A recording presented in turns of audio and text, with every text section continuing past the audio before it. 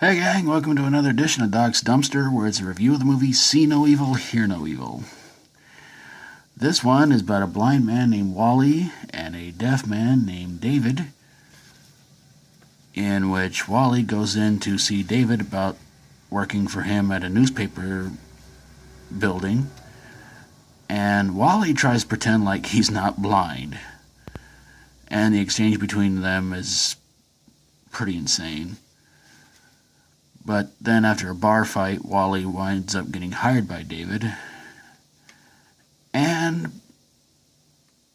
then one morning when Wally's waiting for some newspapers to arrive, a man walks into the building and asks David to start talking to him about some sort of antacids.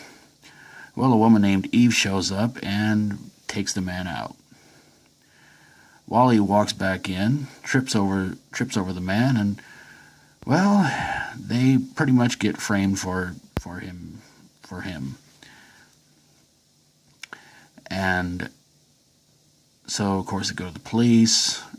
Eve shows up, posing as their attorney, along with her assistant named Kirgo. But then David recognizes Eve when she turns around to walk away. And it's one non-stop chase after Wally and Dave as they try to prove their innocence as they steal a police car. Yeah, that always helps. And so they get Wally's sister Adele to try to help him out. And after a fake fender bender, Adele winds up getting kidnapped by Eve and Kirgo.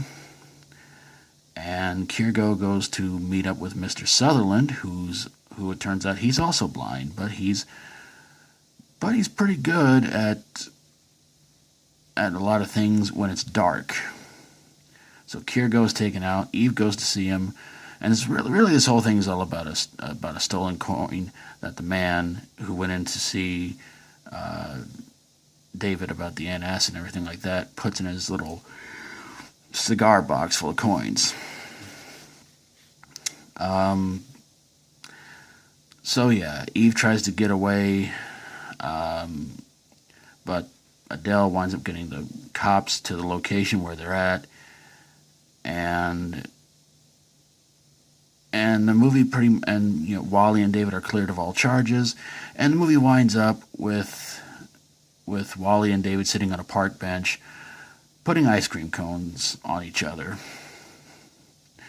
The movie starred, as you see right there, Richard Pryor and Gene Wilder and Kevin Spacey. But the big question is, does See No Evil, Hear No Evil deserve to be put into a dumpster? I'm going to give this one a pass. This was the first movie that Gene Wilder and Richard Pryor had done since Stir Crazy. And they were great in it, and I have to say, in all honesty, they were really great in this one too. Their chemistry seemed like they just it's like they didn't miss a beat, and it's like they kept going and going and going. And apparently this was based on a script or a screenplay, something like that, from Gene Wilder. A lot of critics hated the movie, but personally I did enjoy it. I liked him in Silver Streak, I liked him in Stir Crazy, and I like him in this movie too. It is a real fun movie to watch, and they did one more movie together, and I'll try and review that one sometime really soon. But as far as this movie goes, I have to give it a high recommendation, definitely. It's definitely one of my favorite comedies of all time, and it is a bit long though. I think it